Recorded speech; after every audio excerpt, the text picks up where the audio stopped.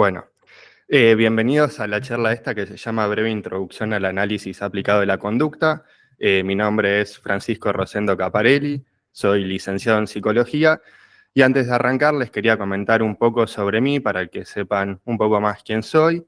Y como les comenté recientemente, soy licenciado en Psicología por la Universidad Nacional de Mar del Plata desde el 19 de abril de este año y llegué a ABA medio de casualidad, si se quiere decir, allá por el 2021, cuando estaba cursando psicología clínica. En la misma hay un seminario de niños que te hacen cursar y se pusieron a hablar de autismo y dijeron muchas cosas horribles de las causas del autismo y las intervenciones, lo cual me generó como mucha impotencia de decir, no puede ser que intervengan de esta manera y que se hagan estas cosas. Empecé a googlear, a preguntar en diferentes grupos y bueno, di con esto que se llama análisis aplicado de la conducta. Al año siguiente, en el año 2022, realicé la diplomatura en análisis aplicado de la conducta aplicado a trastornos del neurodesarrollo que se dicta en la Universidad Abierta Interamericana. Y este año finalicé y aprobé la especialización en análisis aplicado de la conducta y autismo dictado por Abancasa, cuyo plan de estudios está avalado y aprobado por el IBAO y el COABA, que son las dos organizaciones que certifican analistas de conducta a nivel internacional. Y bueno, la especialización tuvo una duración de 9 meses y 333 horas, y desde hace unos años también divulgo psicología científica por Instagram, en mi Instagram que es compartiendo.papers.psicología. Pero bien, antes de comenzar con qué es ABA, me gustaría que ustedes me cuenten si han escuchado algo o qué conocen sobre esto, o si no conocen nada, pueden abrir los micrófonos.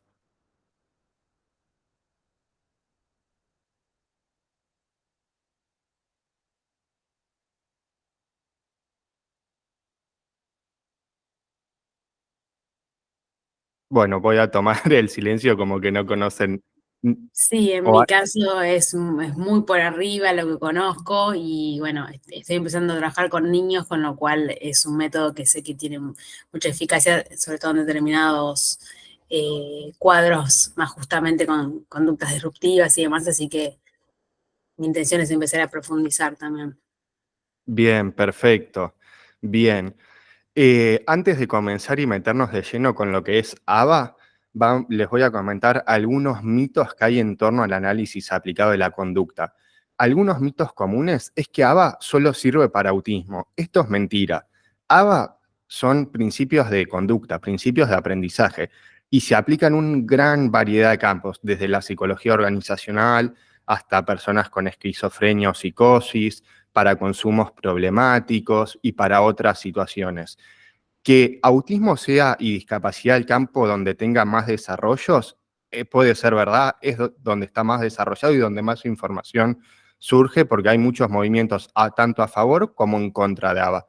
Y hay un artículo muy interesante de Heron y otros del 2022 que se llama ABA de la A a la Z, donde resumen todas las aplicaciones que ABA tiene con todas las letras del abecedario, a todos los campos que se puede aplicar. Así que es un campo sumamente amplio que se aplica a cualquier lado.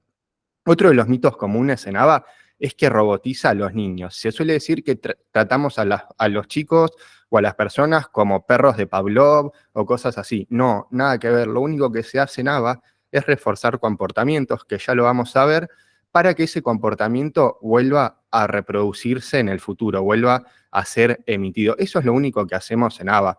No enseñamos comportamientos robóticos ni nada, sino que se enseñan habilidades específicas que esos niños requieren. También se habla de que todos los programas de tratamiento son iguales. Este es otro gran mito en torno a ABA. ABA no es que uno agarra un manual, un protocolo específico y aplica eso, sino que todos los programas de tratamiento son individualizados para las necesidades de cada uno de los niños con los que trabajemos. Es decir, que un chico puede necesitar más ayuda o requerir más intervención, como por ejemplo para aprender a vestirse solo, como para otro chico requerir ayuda para pedir ayuda cuando no puede con algo. Cada plan va a ser individualizado. También otro de los grandes mitos es que ABA trabaja sobre la mesa. Este es otro mito que viene de lo que se llama ensayo discreto, que es una metodología de enseñanza en la cual el niño se sienta delante de uno y uno trabaja uno a uno. Bueno, este es otro mito que está asociado con las primeras intervenciones y desarrollos del análisis aplicado de la conducta, donde el ensayo discreto era como lo más hegemónico, lo que estaban más en boga.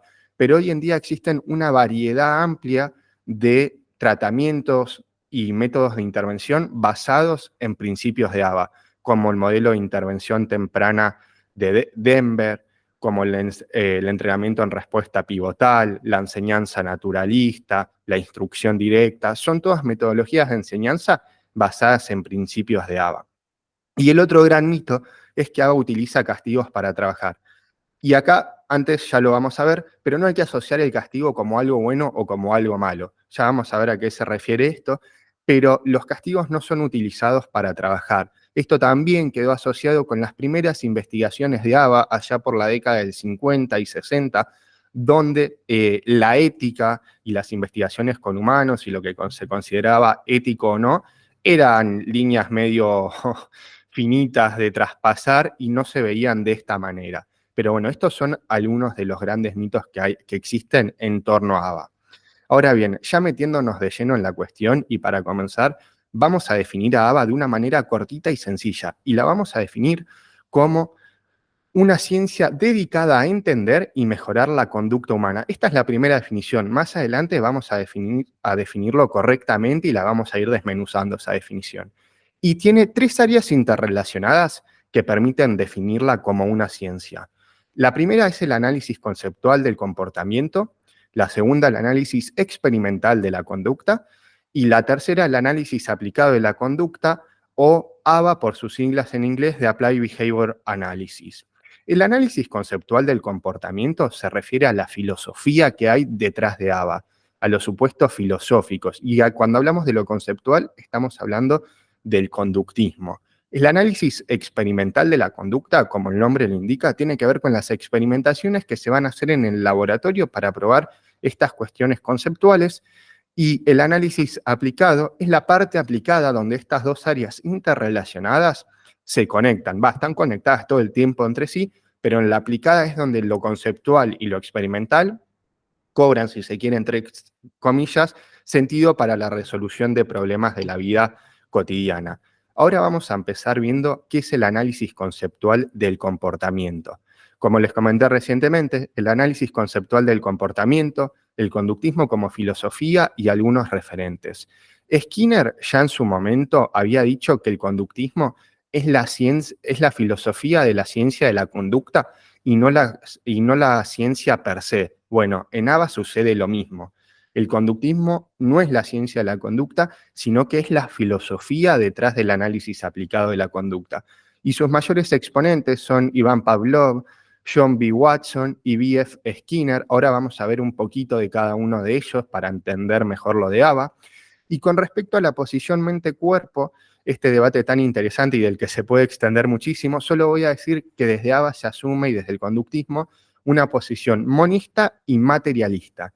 Y también se va a asumir que la conducta está determinada y la conducta va a estar determinada por diferentes cuestiones, por las consecuencias que le siguen, estímulos ambientales, entre otras cuestiones. Ahora sí, pasamos ya a algunos de los referentes, comenzando por Iván Pavlov.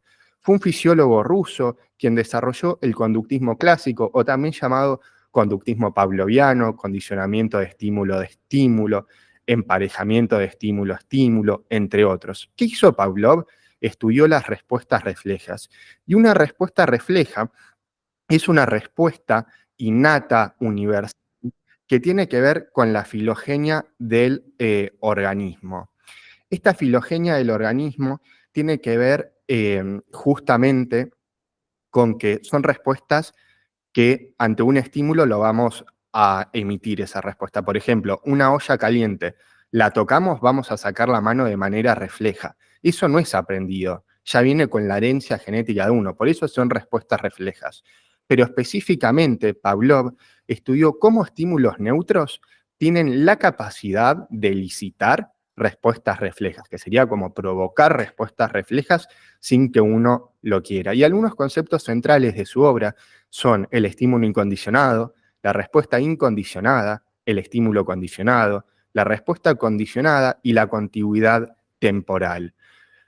Cuando hablamos de condicionamiento clásico, vamos a estar hablando de un proceso de aprendizaje por el cual estímulos neutros adquieren la habilidad de elicitar conductas respondientes, que son estas conductas reflejas, innatas. Yo acá les puse un ejemplo que ahí los vamos a ver. Si pueden seguir el mouse, van a ver que acá tenemos una aguja, ¿no? Pero no se centra en la aguja, sino en el pinchazo, en la sensación de dolor. Eso es un estímulo incondicionado. Es algo que por sí mismo provoca una respuesta. En el caso del perro, la respuesta refleja, la respuesta incondicionada sería un ladrido. Un estímulo neutro es una respuesta que en sí misma no nos genera ninguna respuesta refleja, porque no es un estímulo que genere nada. En este caso, apagar y encender las luces de manera contigua no generaría ninguna respuesta en el perro. Pero si presentamos el pinchazo más el estímulo neutro, apagar y encender las luces con unos segundos de demora antes o a la vez, esto es la contigüidad temporal, el perro va a emitir la respuesta incondicionada de ladrar. Y esto se va a repetir durante muchas veces, durante muchos ensayos, y cuando eso sucede, no sé si acá lo pueden ver porque a mí me tapa el cartelito de dejar de compartir pantalla, pueden ver que está el estímulo neutro que se convierte en un estímulo condicionado. El estímulo condicionado, por sí solo, ya sin el pinchazo, va a ser y va a elicitar en el perro la respuesta condicionada, que es el ladrido. Como podemos ver acá, fíjense que el estímulo neutro ya no es un estímulo neutro, sino que es un estímulo condicionado. Y la respuesta incondicionada de ladrar es una respuesta condicionada, porque ahora es elicitada por el apagado y encendido de las luces y no por la sensación de dolor que produce ese pinchazo. Eso es el condicionamiento clásico. Cómo un estímulo neutro elicita conductas respondientes, respuestas reflejas. Y acá yo les traje también un ejemplo de The Office, cuando Jim lo condiciona a Dwight, no lo pude conseguir en inglés con subtítulos, presidente de la APA, y que en 1914 publicó ese famoso texto, La psicología desde el punto de vista conductista, donde decía que la psicología tenía que asemejarse a las ciencias naturales y que su objeto de estudio debía ser la conducta manifiesta y observable.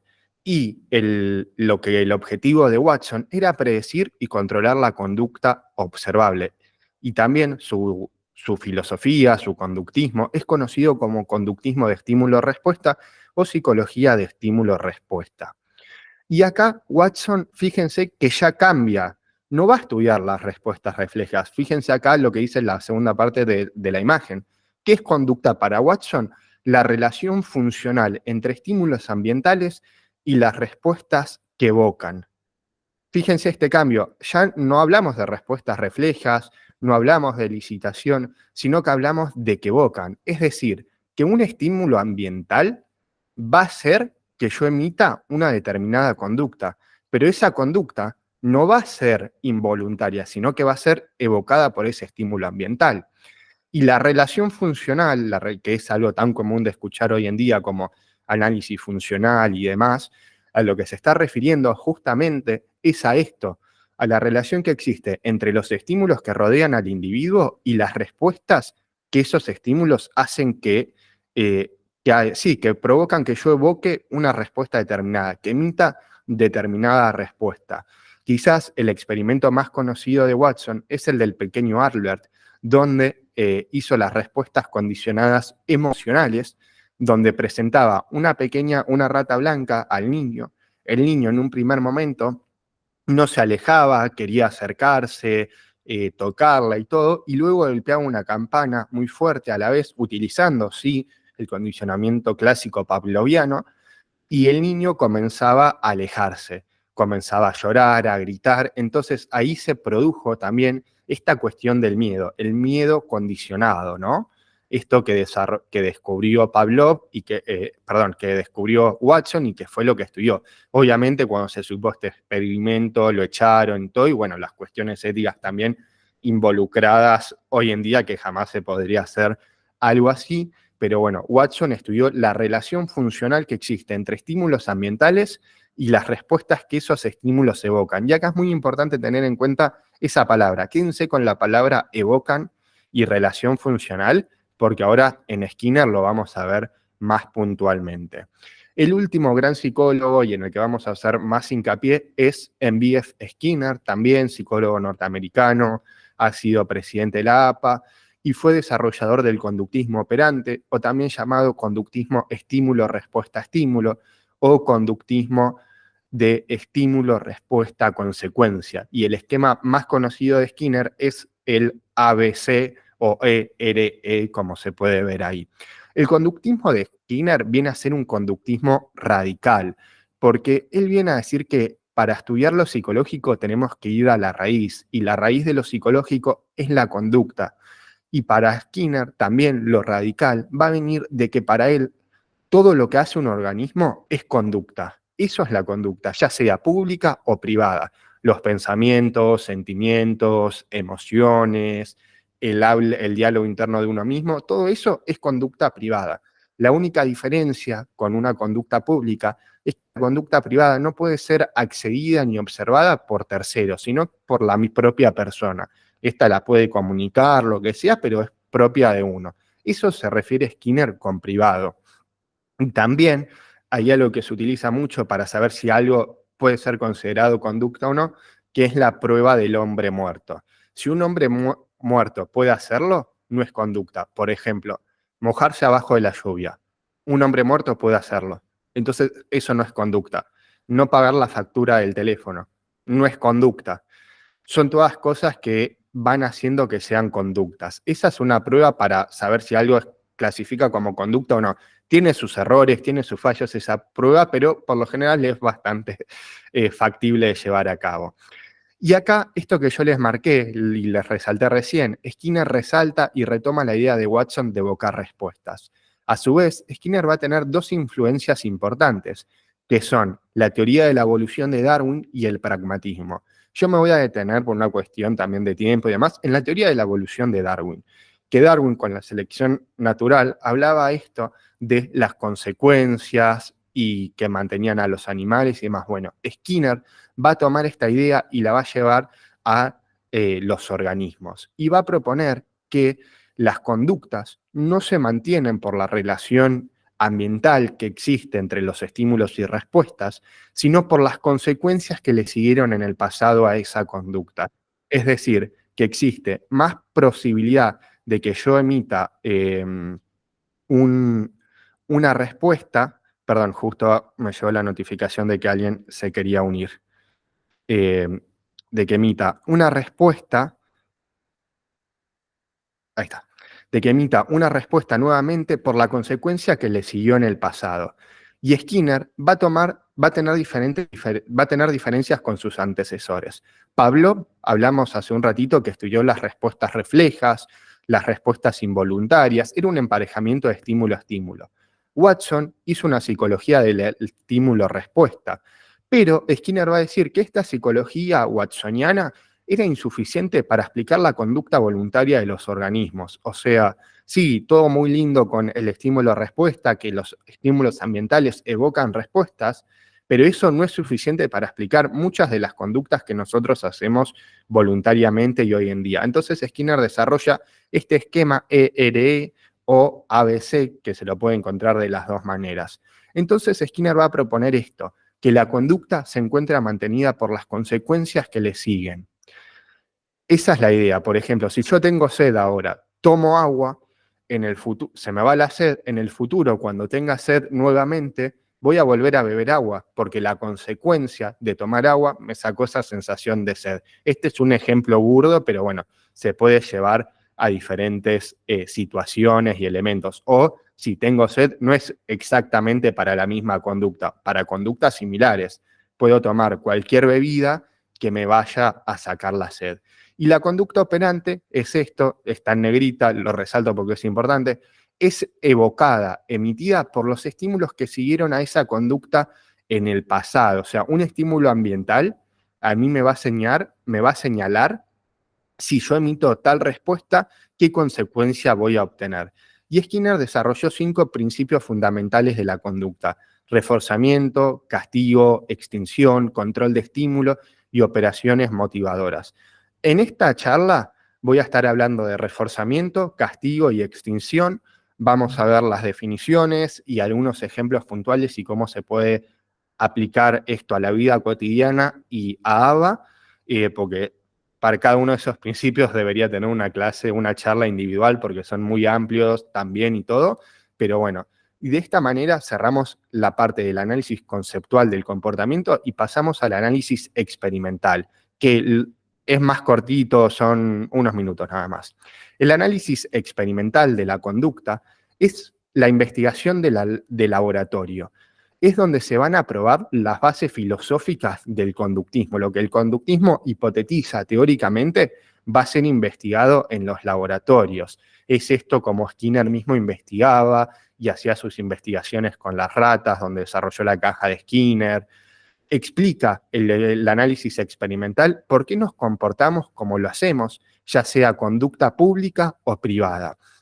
Eso es lo que va a proponer Skinner, Skinner no, el análisis experimental de la conducta. Son investigaciones de laboratorio que también se van a hacer no solo con animales, sino también con humanos. Y ahora sí pasamos al meollo de la charla, de la cuestión, que es el análisis aplicado de la conducta ABA. Y antes de comenzar y meternos de lleno con la definición de ABA, vamos a hablar de algunos hitos fundacionales de ABA. ABA, como dije al comienzo de la charla, es la parte aplicada del análisis del comportamiento y surgió en la década del 49, en la década del 50 puntualmente, con algunos de los desarrollos, con las investigaciones de Fuller en 1949 y otros investigadores. Fuller lo que había hecho con un grupo de investigadores es llenar una jeringa con leche azucarada con un niño que se encontraba postrado en una cama en estado vegetativo y no se movía. Y el único brazo que movía era el brazo derecho, si no me equivoco, unos pocos centímetros. Entonces, lo que ellos hicieron fue cada vez que el chico movía un brazo, reforzarle esa conducta dándole esta leche azucarada. Y al cabo de unas semanas, el chico se logró incorporar. Esta fue la primera vez que se demostró que los principios de conducta podían ser extrapolados a la conducta humana, a investigaciones aplicadas con humanos. Entre el 50 y el 60, los estudios con sujetos humanos se incrementarían. Y se descubriría esto, ¿no? Que la aplicación de los principios de conducta a la modificación clínica de los comportamientos.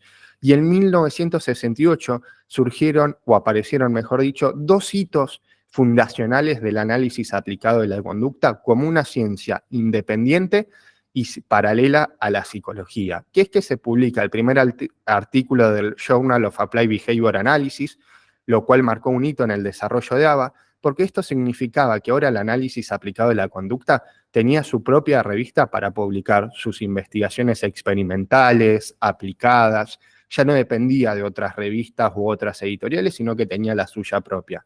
Y ese mismo año se publica el artículo de Barr y otros, algunas dimensiones del análisis conductual aplicado, que las vamos a ver, son 7, y en ese artículo se dice que para que algo sea considerado un tratamiento basado en ABA, tiene que cumplir esas 7 dimensiones. Si no se cumple alguna de esas dimensiones, no puede ser considerado ABA, puede estar basado en ABA, pero no es ABA en sí mismo, porque ABA tiene que cumplir sí o sí esas 7 dimensiones. Ahora bien, pasemos a la definición complicada y extensa de ABA. La vamos a definir a ABA como es la ciencia en la que estrategias derivadas de los principios de la conducta son aplicadas de manera sistemática con el fin de mejorar conductas socialmente significativas, y la experimentación es utilizada para identificar las variables responsables de ese cambio conductual. Es compleja, es larga, pero ahora las vamos a ir desglosando la definición. La dividí en 3 partes para que sea sencilla y se pueda entender de la mejor manera posible. Así que vamos a eso. La primera parte, la primera oración, nos dice, es la ciencia la que estrategias derivadas de los principios de conducta. Cuando hablé de Skinner, yo les comentaba que Skinner desarrolló 5 principios de conducta: reforzamiento, castigo, control de estímulos, operaciones motivadoras y la extinción. Entonces, toma estos principios de conducta ABA y desarrolla estrategias de intervención, estrategias que van a estar basadas en principios de la conducta. ¿Qué quiere decir esto? Que cualquier intervención que se vaya a aplicar en ABA tiene como fundamento empírico y, si se quiere, filosófico, conceptual, un principio de la conducta. No es que las estrategias carecen de fundamento, salen de la nada, no, sino que todas las intervenciones que nosotros apliquemos son principios de conducta derivadas sí, son estrategias derivadas de los principios de conducta. Y algunas de las intervenciones conductuales más utilizadas en ABA pueden ser intervenciones en antecedentes, que esto de intervenciones en antecedentes se refiere a hacer modificaciones ambientales para fomentar que los chicos emitan más o menos una conducta determinada, o evitar conductas de problema, la economía de fichas, el reforzamiento diferencial, que puede ser de otras conductas, de tasas altas, bajas, alternativas. El reforzamiento diferencial, por ejemplo, de conductas alternativas, tiene que ver que nada más vamos a reforzar una conducta, la conducta que queremos, y la otra conducta, la conducta problema, va a ponerse en extinción. Esto igual vamos a ver reforzamiento ahora en un ratito y se va a entender mejor. Otra estrategia es el encadenamiento, que el encadenamiento consiste en una conducta la distribuimos, la dividimos en pequeñas partes y vamos enseñando esas pequeñas partes primero. Por ejemplo, un chico que no se sepa poner una camisa, ¿qué vamos a enseñarle primero? Vamos a hacer un desgranamiento de esa actividad, de esa conducta, y le vamos a enseñar, por ejemplo, bueno, primero pasar el brazo derecho o el brazo izquierdo, después el otro brazo, y vamos a ir reforzando cada una de esas conductas. Moldeamiento, autogestión, entre otras. O sea, esta parte se refiere a eso. Las estrategias que nosotros utilicemos, como todas estas que yo les nombré, tienen sus fundamentos en los principios de conducta, en esos 5 principios de conducta mencionados anteriormente. La segunda parte dice, estos principios son aplicados de manera sistemática con el fin de mejorar conductas socialmente significativas. Lo de sistemático se refiere a que están basados en los principios de aprendizaje, en los principios de conducta. No hay mucha más vuelta con eso. Pero sí me voy a detener con esto que se refiere a conductas socialmente significativas. Cuando hablamos de conductas socialmente significativas, estamos hablando de conductas que impactan en la calidad de vida de la persona y que su modificación implica una mejora para la vida de esa persona. Es decir, que no implica robotización y tampoco implica hacer lo que la familia quiere porque sí, porque así lo desea. No, sino que lo que vamos a modificar tiene que tener un impacto directo en la vida de las personas. Y acá les voy a poner un ejemplo eh, para que lo puedan ver puntualmente. Dejo de compartir un cachito. Si nosotros tenemos un chico, por ejemplo, que mueve la mano así constantemente, una estereotipia, y esa estereotipia no está jodiendo a nadie, en el sentido de no le causa daño a sí mismo, no le causa daño a terceros, y simplemente la familia la quiere eliminar porque tiene miedo que otros chicos en el colegio u otras familias se le queden mirando, no lo vamos a modificar. Podemos charlar con la familia, explicarles y todo y llevarlos por ese lado. Pero sí o sí tienen que ser conductas que impacten en la calidad de vida y sean significativas ese cambio conductual. No es modificar porque sí. Es como, imagínense ustedes que van a rendir un examen porque se ponen muy nerviosos y van con una de las pelotitas esas de estrés que van apretando. No tienen por qué dejarla. Si eso les permite seguir siendo funcionales, rendir el examen, no hay por qué modificarlo. Eso hablamos de cuando algo es socialmente significativo. Que sea socialmente significativo, impacte en la vida de las personas. Y eso, bueno, es muy importante porque a veces se cree que se modifica todo porque sí. No, sí o sí tienen que impactar en la calidad de vida de la persona. Ahora bien, la tercera parte habla y dice que la experimentación es utilizada para identificar las variables responsables de ese cambio conductual. Hace un rato, cuando hablamos de Skinner, vimos que Skinner planteaba un esquema ABC, antecedente, conducta, consecuencia. Bien, lo que va a hacer el análisis aplicado de la conducta es, entre comillas, jugar con las variables antecedentes y con las consecuencias de la conducta, para ver por qué se mantiene esa conducta, si se mantiene por reforzamiento, por escape, por qué se está manteniendo. Eso es lo que va a hacer la conducta. Es el análisis aplicado a la conducta. Va a manipular las variables ambientales para identificar qué estímulos ambientales, antecedentes, por ejemplo, evocan una determinada respuesta y qué mantiene que esa conducta vuelva a ser repetida. Y lo que va a hacer es esto que vimos con Watson, el establecimiento de relaciones funcionales entre estímulos ambientales y con Skinner, las consecuencias que mantienen a la conducta. Por ejemplo, un chico que golpea cosas o tira cosas para llamar la atención. ¿Por qué lo va a hacer? ¿Va a, va a golpear porque no le gusta la tarea que le estamos dando, por ejemplo, o la instrucción que le estamos dando? ¿Va a seguir golpeando porque cuando golpea sabe que esa tarea no se le da y se le da al iPad para jugar? ¿O por qué lo va a hacer? Eso es lo que va a hacer con la experimentación. Se va a manipular las variables ambientales, variables responsables de ese cambio conductual. Entonces, lo que va a hacer ABA es intervenir en antecedentes y en consecuentes para aplicar intervenciones que ayuden a cambiar este tipo de respuestas, porque se puede dejar de reforzar una conducta para que deje de golpear o tirar las cosas, o utilizar ciertas intervenciones para que ya deje de emitir esta conducta determinada. Ahora sí, pasamos a las 7 dimensiones del análisis aplicado de la conducta. Este artículo de Baer, que les comentaba hace un cachito, plantea que el análisis aplicado a la conducta es aplicado, conductual, analítico, tecnológico, conceptualmente sistemático, efectivo y generalizable. Cuando hablamos de aplicado, hablamos de que se refiere a problemas reales, problemas estos socialmente significativos y que impactan en la calidad de vida de la persona. Imaginemos un chico que no sabe pedir ayuda cuando la necesita, no importa para qué, no sabe pedir ayuda, ya sea para vestirse, porque se golpeó, porque quiere alcanzar algo, no sabe. Eso es un problema real que hay que trabajar. Es conductual, es una conducta observable. ¿Podemos ver que el chico no pide ayuda? Sí, lo podemos ver cuántas veces intenta pedir ayuda, podemos ver qué hace cuando necesita ayuda. Entonces, trabajamos sobre conductas observables desde el análisis aplicado de la conducta.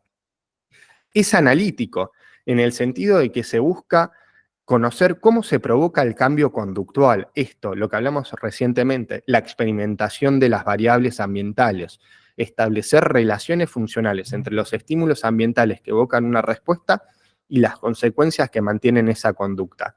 Es tecnológico en el sentido descriptivo de las intervenciones. En ABA, cada vez que desarrollamos un plan de intervención, tiene que estar descrito de manera tal que cualquier persona que lea ese plan pueda entenderlo y replicarlo, ya sea en el análisis experimental de la conducta, en un paper científico, o en un consultorio, los padres, otro terapeuta que nos venga a reemplazar, por ejemplo, y que tenga que saber qué es lo que estamos haciendo con ese chico, que pueda leer el plan conductual, el plan de intervención, y pueda replicarlo, sin que estemos nosotros presentes ahí. Es conceptualmente sistemático. Esto, de vuelta, basado en los principios de conducta. Las intervenciones siempre van a estar basadas en principios de la conducta. No vamos a inventar nada nuevo, no vamos a sacar nada de la galera. Todas las intervenciones ya están estudiadas, se han replicado infinidad de veces y todas están basadas en principios de conducta. Sí, obviamente las intervenciones se van a adaptar a las necesidades de cada uno de los chicos. Es efectivo, por esto, cambios significativos y positivos en la vida de la persona. Imagínense, este chico, cómo cambiaría su vida significativamente y positivamente y para las personas de su entorno, que pueda pedir ayuda cuando lo necesita. Por ejemplo, que necesita ayuda para alcanzar un juguete que está en una repisa y no empiece a tirar cosas o a llorar o lo que sea, sino que pueda pedir ayuda. Es un cambio significativo y positivo. Y el último, que es uno de los puntos más centrales y los que más se trabajan también en ABA en intervención, es generalizable. Los cambios conductuales se mantienen y se expanden. ¿Y qué quiere decir esto? que tenemos que trabajar mucho, mucho la generalización de esos comportamientos adquiridos. No nos sirve de nada que el chico aprenda a pedir ayuda, por ejemplo, si trabajamos en el consultorio, y solo nos pide ayuda en el consultorio. No, porque después en la casa, que es donde pasa mayor cantidad de tiempo, ¿qué va a hacer? Entonces, hay que enseñarle a los padres y a nosotros mismos, si trabajamos en la casa de ese niño o lo que sea, a generalizar el comportamiento, a trabajar en otros ambientes, para que ese comportamiento se mantenga y se expanda a otros ambientes. Porque si no, es esto, en la casa no puede pedir ayuda, en lo de un amiguito tampoco, en lo de la abuela, en lo del primo, no puede. Entonces, no nos sirve de nada si ese cambio no se mantiene y se expande y solo queda reducido a un pequeño ambiente como puede ser el consultorio, que va 1 hora a la semana o capaz más, pero simplemente eso. Y ahora sí, habiendo visto el análisis aplicado de la conducta desde sus desarrollos y las dimensiones que tiene y demás, y la definición, vamos a pasar a hablar de los 3 principios de conducta de esta charla. Comenzando por el reforzamiento. ¿Qué es el reforzamiento? Es el proceso por el cual una o varias dimensiones de una conducta se incrementan y son fortalecidas. ¿Qué quiere decir esto? Acá ya hay otra palabra que es importante, dimensiones. ¿Cuáles son las dimensiones de la conducta? La frecuencia, la duración, la magnitud, latencia. Cuando hablamos de frecuencia, hablamos de cuántas veces se emite ese comportamiento. Ese comportamiento se puede emitir 10 veces, 5 veces, 15 veces. Por ejemplo, ¿cuántas veces tiro yo una lapicera en 1 hora? 15 veces, 10 veces, o cuántas veces tiro la lapicera en un día entero, ¿no? Contamos la cantidad de veces. Duración, ¿cuánto dura el comportamiento? El chico que comienza un berrinche, ¿cuánto dura ese berrinche? 10 minutos, 5 segundos, 2 horas. Magnitud, es la fuerza. Supongamos tirar objetos. ¿Con qué fuerza se tiran los objetos? Se tiran con suficiente fuerza como para romperlos y tener que reemplazarlos, con fuerza suficiente para llamar la atención, los tiras suavemente simplemente para eso, para llamar la atención, o con qué fuerza se emite ese comportamiento. O, por ejemplo, salgamos de algo más tan catastrófico que siempre son conductas problemáticas, pero un chico que tiene dificultades para escribir, vamos a trabajar sobre la magnitud, por ejemplo, la presión del lápiz, que no haga suficiente presión en el lápiz. Queremos que mejore la presión que tiene para que se quede escrito lo que él quiere escribir. Y la latencia, que se refiere, la latencia específicamente, al tiempo que pasa entre la presentación de un estímulo y la respuesta. Por ejemplo, si a un chico le dicen, Joaquín, vestite que tenemos que ir al colegio, vamos a medir el tiempo que pasa desde esa instrucción hasta que Joaquín se empieza a vestir. Eso es lo que se va a hacer. Y hay veces que la latencia no nos conviene que sea extremadamente larga ni extremadamente corta para diferentes conductas, ¿no? Y el reforzamiento, y esto ya lo aclaro también, siempre, siempre va a aumentar la probabilidad de una ocurrencia a futuro del comportamiento. Siempre aumenta el reforzamiento y puede ser positivo, negativo, social y automático. Entonces, el reforzamiento es el proceso por el cual una o varias dimensiones de una conducta se incrementan o son fortalecidas. Ahora bien, esto que es un error común, reforzamiento no es sinónimo de reforzador. El reforzamiento es el proceso por el cual las dimensiones se fortalecen y un reforzador es el estímulo que se entrega como consecuencia a un comportamiento. Ese reforzador puede ser incondicionado o condicionado, generalizado, cuando ya se emparejó con otros estímulos. Pero puntualmente los reforzadores, y lo que quiero que se queden, es que no son los mismos para todas las personas. Un reforzador solo va a ser reforzador si en el futuro la persona vuelve a emitir ese comportamiento. Entonces no vamos a saber si funcionó como reforzador hasta que no sepamos si ese comportamiento volvió a repetirse. Y los reforzadores pueden clasificarse en comestibles, gomitas, chocolates, lo que sea, aunque para utilizar este tipo de reforzadores hay cuestiones éticas asociadas, sensoriales, por ejemplo, las cosquillas, masas, sonidos, colores, ¿no? Que generen una estimulación sensorial en la persona. Tangibles, stickers, figuritas, todo lo que sea coleccionable y no tenga un valor intrínseco per se. De actividad, el juego, los juguetes y por último los reforzadores sociales, la atención, un abrazo, una sonrisa, entre otras cuestiones. Estas son las formas de clasificar los reforzadores. Ahora bien, pasemos a ver las clasificaciones del reforzamiento. Comenzando por el reforzamiento automático y social, que son los más cortos.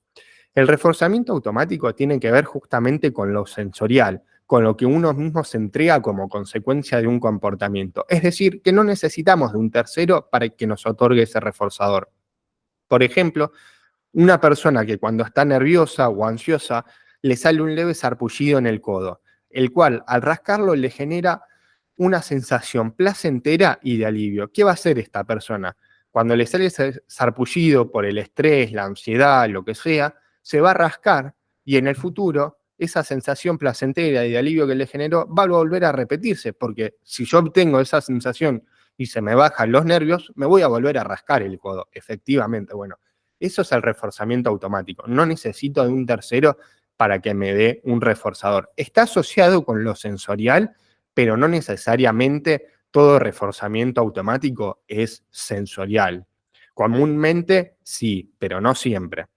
Un reforzador social, el reforzamiento social puede ser positivo o negativo. Y ya acá hay una persona mediando para obtener el reforzador. No puedo acceder por mi propia cuenta.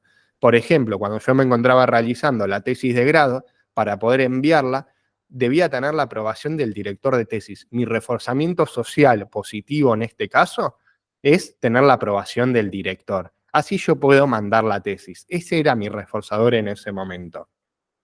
Y el social se refiere a esto, que haya un intermediario, si se quiere, entre mi conducta y el reforzador que voy a tener. Y ahora sí pasamos al reforzamiento positivo. El reforzamiento positivo ocurre cuando una respuesta es seguida inmediatamente por la presentación de un cambio de estímulo que incrementa la ocurrencia futura de respuestas similares. Parece complejo, pero es bastante sencillo. Fíjense qué va diciendo. Dice, ocurre cuando una respuesta es seguida inmediatamente por la presentación de un cambio de estímulo. ¿Qué quiere decir esto? Emito una conducta y pasa algo después. Por la presentación de un cambio de estímulo, es decir, se añade algo luego de que yo emito una conducta. El reforzamiento positivo tiene que ver con eso. Tiene que ver con añadir algo que antes no estaba en el ambiente. ¿Y qué hace ese añadido? Incrementa la ocurrencia futura de respuestas similares porque es un reforzador. Ese reforzador me funcionó, es algo que para mí es agradable, por ejemplo, que me gusta, lo que sea, y vuelve a suceder. En el ejemplo que les traigo acá, mi sobrina, por ejemplo, está comenzando a ayudar a los padres con las tareas de la casa. Una de las actividades que hace es levantar los platos luego de cada comida y dejarlos en el lavavajillas. La consecuencia de esto es una felicitación por parte de los padres. Le dicen, muy bien Elena, gracias por ayudar, entre otros. En el futuro vuelve a repetir la conducta. Y acá fíjense en esto que yo les anoté acá. En el futuro vuelve a repetir la conducta. Esto que también les puse ahí. Porque nada más vamos a saber si algo es un reforzador si la conducta vuelve a repetirse en el futuro. Si nosotros cuando leemos algo, lo que sea, no nos dice que dejó de repetirse en el futuro, en el caso del castigo, o que ese comportamiento, en el caso del reforzamiento, no volvió a repetirse, no podemos saber si funcionó como reforzador o no.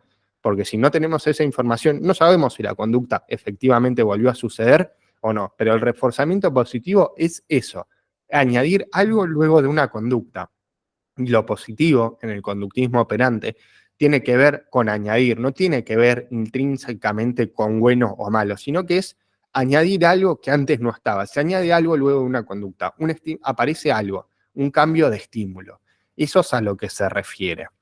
Por otro lado, tenemos el reforzamiento, acá, en el caso de mi sobrina, repite la conducta y ¿qué se añade? Se añade el muy bien, el gracias por ayudar, entre otras felicitaciones. Esto, el muy bien, no estaba mientras ella hacía la conducta de lavar los platos, de llevar los platos al lavavajillas. Cuando dejó los platos en el lavavajillas, en esa conducta, apareció el muy bien, se añadió algo. Y ahora sí pasamos al reforzamiento negativo. El reforzamiento negativo ocurre cuando una respuesta es seguida inmediatamente por la terminación, aplazamiento o evitación de un cambio de estímulo que incrementa la ocurrencia futura de respuestas similares. ¿Qué quiere decir esto? Fíjense, es seguida también inmediatamente, emite una conducta y enseguida pasa algo, pero no se añade algo, se retira, termina o evita un estímulo ambiental. Lo que sí hace el reforzamiento, como vimos hace un ratito, es incrementar la ocurrencia futura de una respuesta similar. Es negativo, sí, pero en lo negativo tampoco se asocia con bueno o malo, sino que es lo negativo, se retira un estímulo ambiental luego de una conducta, y por lo general esos estímulos que se terminan, aplazan o evitan son estímulos que son aversivos para nosotros, que nos generan malestar, nos generan ciertas sensaciones, entonces eso es lo que se retira. Por eso incrementa la probabilidad futura de que se emita un comportamiento. Y la conducta en el reforzamiento negativo puede ser mantenida por escape o por evitación. Dicho rápidamente, porque esto también se puede seguir desarrollando, cuando una conducta es mantenida por reforzamiento negativo de escape, se habla de que el escape pone fin inmediatamente al estímulo aversivo, al estímulo que está pasando ahora, en este preciso momento. Ahora lo vamos a ver en el ejemplo. Y la conducta de evitación tiene que ver cuando yo sé que va a pasar algo que me es aversivo y lo evito. Evito ese estímulo aversivo. No está pasando en ese momento, pero lo prefiero evitarlo porque sí que va a ser una situación aversiva para mí. Entonces, en el ejemplo este reforzamiento negativo, que justo es un reforzamiento de escape, el auto de un familiar, por ejemplo, comienza a hacer un pitido cada vez que alguien se sube en la parte delantera y no se coloca el cinturón. El mismo continúa hasta que el cinturón es colocado. Es un ejemplo de reforzamiento negativo porque se está terminando con un estímulo aversivo, que es el ruido. Entonces, ¿qué va a pasar? Cada vez, supongamos que soy yo, me subo al auto de este familiar en la parte delantera, me voy a colocar el cinturón porque el pitido ese no va a concluir hasta que yo no tenga el cinturón puesto. Entonces, el ruido es aversivo. Justamente por eso es que tienen este ruido los autos. Esas conductas se encuentran mantenidas por aplazamiento o evitación. Y en el futuro dejo de hacer eso. Sigo haciendo lo mismo, colocarme el cinturón para que el pitido cese. Eso es el reforzamiento negativo.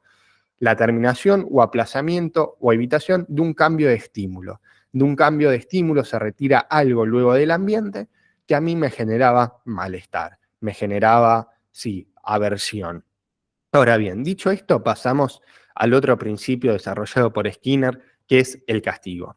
El castigo es el proceso en el que una o más dimensiones de una conducta son debilitadas, disminuyen o desaparecen como resultado de un evento que ocurre como consecuencia de esta conducta. Fíjense que tiene similitudes con el reforzamiento.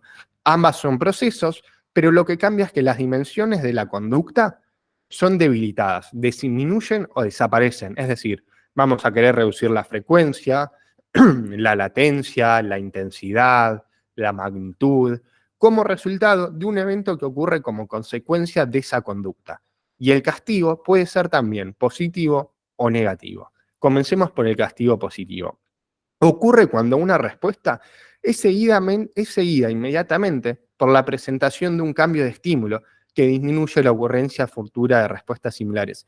Fíjense, la definición es casi igual a reforzamiento positivo. Una respuesta seguida inmediatamente por la presentación de un cambio de estímulo. Lo único que sucede es que en el reforzamiento aumenta, en el castigo disminuye la ocurrencia futura de respuestas similares. De vuelta, lo positivo no es bueno o malo, por eso el castigo intrínsecamente no es bueno o malo. Lo positivo, estamos hablando que se añade algo. Lo que se añade en este caso es un estímulo punitivo, sí, se añade algo que es aversivo para que disminuya la probabilidad futura de ese comportamiento en el futuro. Por ejemplo, alguien que tiene la costumbre de manejar sin el cinturón de seguridad y se lo cruza por arriba del hombro, pero no se lo abrocha, hasta que un día lo pararon y le hicieron una multa bastante grande. Desde ese momento, la conducta de manejar sin el cinturón disminuyó. Fíjense de vuelta a esto. Acá nos dice que la conducta disminuyó. ¿Por qué? Porque la persona dejó de manejar sin el cinturón de seguridad. Volvió a ponerse el cinturón porque la multa funcionó como un estímulo lo suficientemente aversivo para que la persona deje de, eh, deje de manejar sin el cinturón. Si bien hay un montón de factores que afectan al castigo, ya sea la intensidad del estímulo punitivo, la inmediatez, la calidad, entre otras cuestiones, el castigo sí tiene consideraciones éticas. El castigo hoy en día en los tratamientos de ABA es lo último recurso que se utiliza cuando todas las intervenciones basadas en el reforzamiento y demás no funcionan, no logran disminuir los comportamientos, o cuando es un comportamiento sumamente grave que puede poner en riesgo la vida de la persona o de terceros, y en ese caso sí se requiere que disminuya inmediatamente o lo más rápido posible. Por ejemplo, que un chico salga a la calle y se suelte de la mano del padre y cruce la calle solo. Eso sí es peligroso porque lo pueden pisar y un montón de cosas. Ahí sí podría llegar a avalarse algo basado en el castigo. Llegar, no es necesario que se haga, pero son casos extremos en los cuales se puede usar. Pero el castigo sigue estando presente en la vida cotidiana con cualquier cosa, o sea, son cosas que hacemos o que nos pasan y no nos damos cuenta y funcionan como castigo. O lo mismo, por ejemplo, los chicos que se comen las uñas. En este ejemplo, el chico se come la uña y supongamos que el padre lo ve y inmediatamente le ponen ese esmalte en la uña para que no se la coma. Enseguida que el chico después se vaya a comer la uña, con el sabor de ese esmalte va a disminuir la ocurrencia futura. O bueno, sería la idea del esmalte.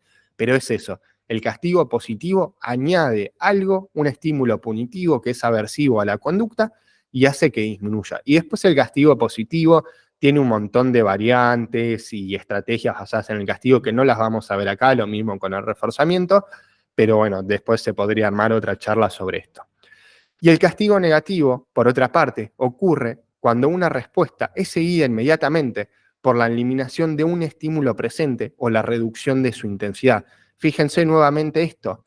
En el reforzamiento negativo, hablamos de que ocurre cuando ocurre la evitación, aplazamiento o terminación de un estímulo. En el castigo negativo es la eliminación de un estímulo presente o la reducción de su intensidad. ¿Qué se hace? Se saca también un estímulo ambiental, pero la diferencia es que no se saca un estímulo aversivo para la persona, sino que se saca un estímulo que es agradable para la persona, que sí que es agradable, no necesariamente es un estímulo que funciona como reforzador, no, simplemente es un estímulo de disfrute de la persona o que sí le genera bienestar y es retirado ese estímulo luego de una conducta. Entonces, el castigo negativo disminuye la probabilidad futura de que se emita un comportamiento. Y es esto, no necesariamente es el reforzador que mantiene la conducta. Por ejemplo, en un trabajo, si un empleado incurre en un comportamiento que va contra las políticas de la empresa puede suspenderlo sin goce de sueldo por una cantidad de tiempo. ¿Qué va a pasar? Acá en este caso le están sacando el sueldo, que es por lo que la persona trabaja, le están sacando, si se quiere, el reforzador de esa conducta. Entonces, como ese reforzador está siendo retirado, va a reducir la cantidad o van a desaparecer los comportamientos inapropiados en el trabajo, en la política de la empresa a futuro. Esto es el castigo negativo. Y ahora sí pasamos al último principio de conducta, que es, antes de pasar, vamos a repasar un poco el castigo positivo y el castigo negativo para que todo esto quede un poco más claro. Principio, reforzamiento. ¿Qué efecto tiene en la conducta? Aumenta. Reforzamiento positivo, aumenta. ¿Qué hace? Añade un estímulo, por decirlo mal y pronto. Reforzamiento negativo, ¿qué hace? Aumenta la conducta. ¿Qué hace? Retira un estímulo. Castigo, disminuye el comportamiento. Castigo positivo, disminuye. Añade un estímulo. Castigo negativo, disminuye. Se retira. ¿Qué hace? Se retira un estímulo. Fíjense en esto que les decía, positivo y negativo no son malos o buenos, simplemente tiene que ver con esto, con que se añade un estímulo ambiental. Hay algo que se añade a ese comportamiento, a ese ambiente que antes no estaba. Y lo negativo, se retira un estímulo, se finaliza, se evita. Hay algo del ambiente que desaparece, por decirlo de esta manera.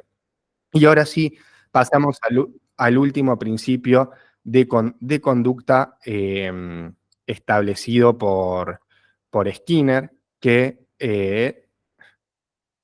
por el último principio de conducta, que es la extinción. Cuando hablamos de la extinción, estamos hablando en que es la interrupción del reforzamiento para una conducta previamente reforzada que disminuye la tasa de respuesta de dicha conducta en el futuro. Complicado, lo sé. La primera vez que también me presentaron esta definición me costó entenderla y demás, pero se entiende. ¿Qué es? Nosotros estuvimos hablando de que las conductas, cuando ocurre reforzamiento, vuelven a incrementarse en el futuro. Hay una consecuencia que ocurre, ya sea positiva o negativa, que hace que yo vuelva a repetir esa conducta en el pasado. Lo que hace la extinción puntualmente es interrumpir la cadena de reforzamiento, lo que haciendo que ese comportamiento no vuelva a producirse en el futuro, disminuyendo la tasa de ocurrencia. Como no obtengo reforzamiento, la conducta va a ocurrir en menor medida, de a poco. La extinción es algo gradual, lleva mucho tiempo, porque la conducta hay algo que se llama eh, recuperación espontánea y otras variaciones, que la conducta, una vez que entra en extinción, vuelve a aparecer más fuerte, vuelve a aparecer con más intensidad, en mayor medida, porque estaba acostumbrada a ser reforzada. Y sí, lo que tiene diferencia la extinción con el castigo negativo es que se saca el reforzador específico que mantiene la conducta, diferente al castigo negativo que se saca un reforzador del ambiente. Un reforzador no, se saca un estímulo ambiental que no necesariamente es el reforzador. ¿Y qué hace la extinción? Romper con la cadena estímulo-respuesta-estímulo. Es decir, la última E, como pueden ver acá, si pueden ver en el cursor, se cancela. Imagínense que acá se hace una X, entonces hay un estímulo ambiental que evoca una respuesta que generaba reforzamiento, la persona no recibe este reforzamiento. Por ende, la conducta tendría a disminuir. Por eso se dice que la extinción es la interrupción del reforzamiento, porque este estímulo deja de estar presente, se va. Para una conducta previamente reforzada, esto de previamente reforzada se refiere a que tiene una historia de aprendizaje, ahora lo vamos a ver con un ejemplo, y disminuye la tasa de respuesta de dicha conducta en el futuro. Y la extinción puede ser la extinción de la conducta mantenida por reforzamiento positivo, atención, acceso a tangibles, actividades, etcétera. Por ejemplo, este ejemplo lo vamos a ver más adelante, pero ya lo digo ahora, que es un padre hablando por teléfono, ¿no? El chico no le gusta que el padre hable por teléfono, entonces comienza a llorar, a gritar, a hacer un berrinche. El padre, ¿qué hace? Corta el teléfono y le da atención al chico. Reforzamiento positivo desde el punto de vista del chico, porque está recibiendo atención, que es lo que quería.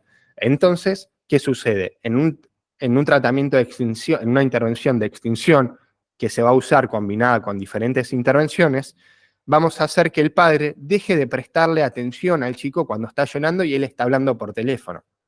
¿Por qué? Porque el reforzador del chico es la atención, es esta E.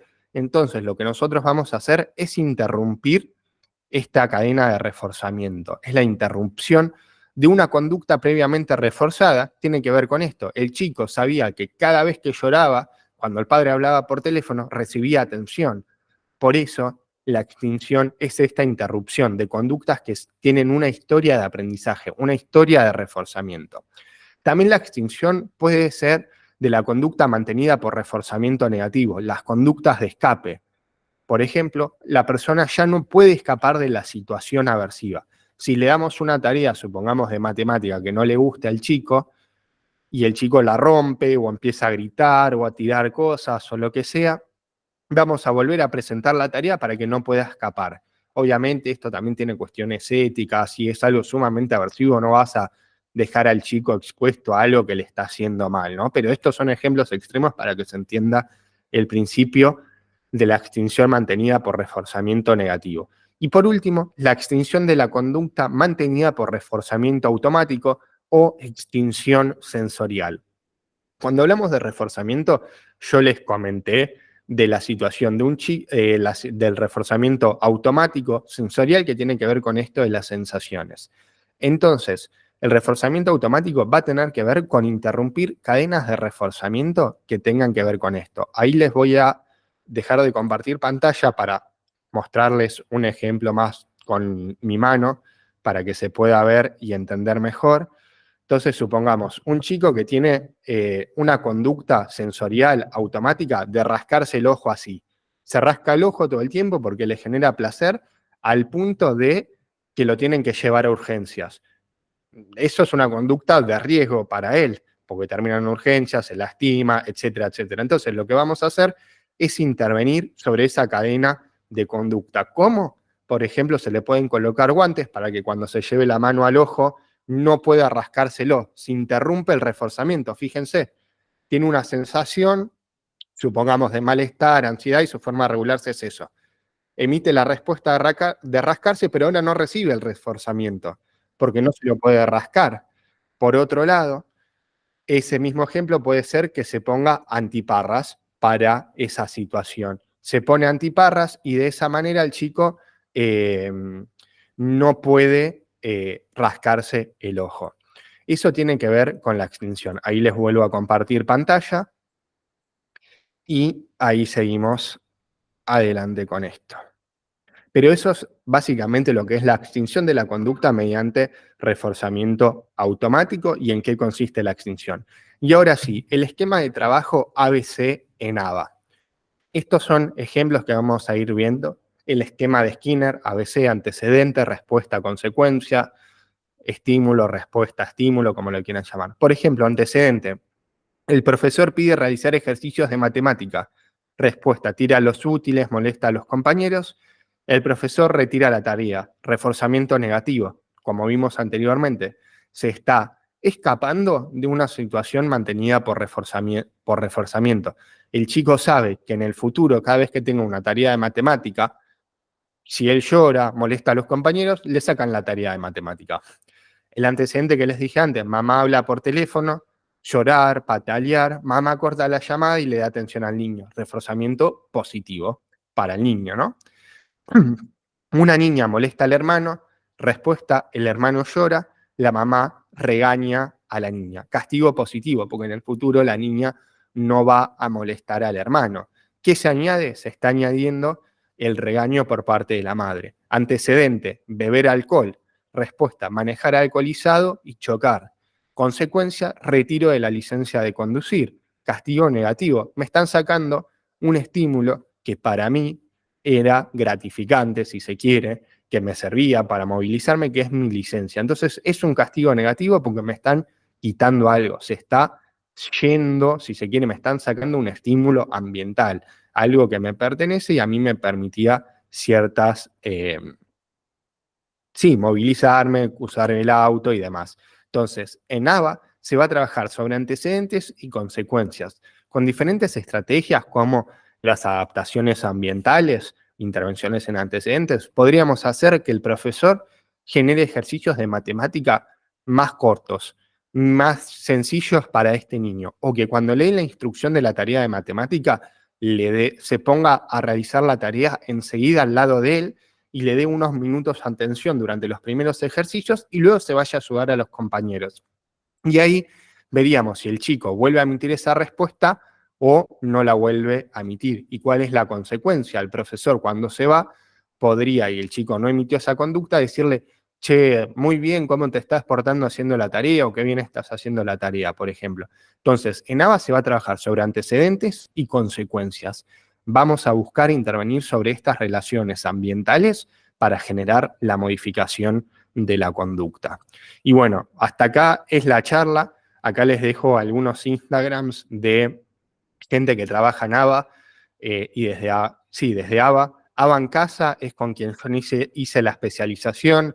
Es Eliana Pozzi, es licenciada en psicología, es argentina, actualmente vive en España. Es analista de conducta certificada por las dos organizaciones que les mostré y les comenté al comienzo de la charla. Mauro Colombo, también psicólogo argentino, trabaja en Buenos Aires. Mariana del Río, también argentina, psicopedagoga que trabaja desde ABA, vive en Estados Unidos, también es analista de conducta certificada. Aprendizaje ABA, son un grupo de profesionales también, psicopedagogos, fonoaudiólogos, etcétera, que trabajan desde el análisis aplicado de la conducta, también en Buenos Aires, pero tienen un Instagram donde van siguiendo cosas. ABA Argentina, que es una red nueva que salió el año pasado de profesionales que trabajan desde el análisis aplicado de la conducta en Argentina y están buscando la diseminación del mismo. Pupi Psicología, también una compañera de la especialización que en su Instagram ahora, que se lo creó hace poco, está subiendo todas cosas sobre ABA, así de esta manera, como yo les comenté en la charla, y una página en inglés que se llama How to ABA, que son analistas también de conducta certificados y nada, suben cuestiones asociadas con el análisis de la conducta, cómo intervenir. Después hay otra que se llama ABA School, ABA España, hay varias páginas. Y bueno, después si me quieren contactar a mí, algunos de ustedes ya tienen mi WhatsApp, si no también pueden contactarme por Instagram como compartiendo.papers.psicología o por mail f.caparelli@hotmail.com. Y también hay bibliografía recomendada que está muy buena de leer.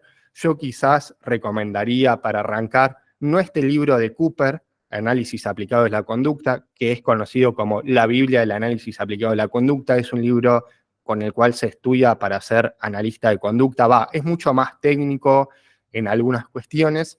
En cambio, el libro de Martin y Peer, Modificación de conducta, que es cómo aplicarla, tiene varias ediciones en español. Actualmente salió hace unos meses la nueva edición, creo que la 16ª o algo así, pero está en inglés, nada más. O el libro de Miltenberger, Modificación de conducta, Principios y procedimientos. Estos dos son los mejores libros, son súper sencillos, explicados de manera dinámica, los conceptos que estuvimos viendo. Y bueno, después hay otro libro de González Terrazas y Colombo, Análisis de la conducta, teoría y aplicaciones clínicas, que es un poco esto, se habla un poco de la historia del análisis aplicado de la conducta, algo de teoría y de diferentes situaciones o aspectos en los que el análisis aplicado de la conducta se utiliza en la psicología y en aplicaciones que no tienen que ver solo con el tratamiento del autismo, ya sea en educación, en pacientes con conductas suicidas, entre otras cuestiones asociadas. Bueno, si quieren o tienen ganas, pueden hacerme alguna pregunta si les quedó o algo.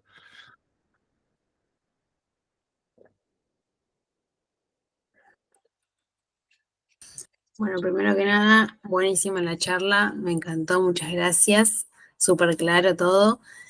Sí te quería consultar, y por ahí es medio específica la pregunta, pero si sabes si hay evidencia de la utilización del análisis funcional en lo que es trastornos más internalizantes, si se quiere, en niños o más cuestiones de desregulación emocional, y no solamente en conductas disruptivas, digamos. No sé si hay algún tipo de evidencia o si se usa.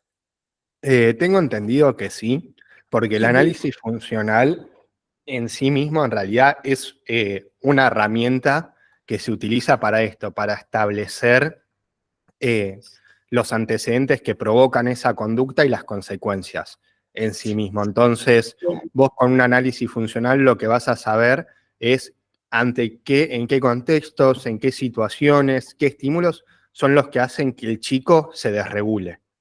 bien. O sea, el análisis funcional en sí mismo es eso, es una herramienta clínica, pero sí debe haber investigaciones. Puedo buscar y después te paso.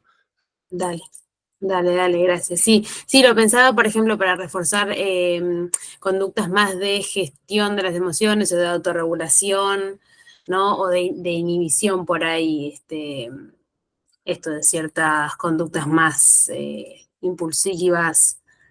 eh, pero bueno, sí, debe ser una herramienta súper útil también en esos casos, porque por ahí está más asociado clásicamente a, como vos decías, a TEA, a TDAH, me imagino, también conductas más. Sí, o sea, todo esto que decís sí se re puede hacer. Vos podés diseñar un plan de tratamiento para reforzar las conductas que tengan que ver justamente con, no sé cómo llamarlo, pero con este ajuste emocional que no tengan que ver con la desregulación. Podés enseñar conductas alternativas, o sea, pero Claro, todo lo vas a hacer a partir de que vos sepas en qué situaciones, contextos y estímulos el chico se desregula. Porque claro, si no sabemos eso, va a ser al pedo cualquier cosa que enseñemos. No es Perfecto, enseñar por enseñar, sino que sí, que sea funcional a esa conducta puntualmente. tal cual. Cuestiones más bien específicas, digamos. Exacto, Bárbaro. Muchas gracias. de nada.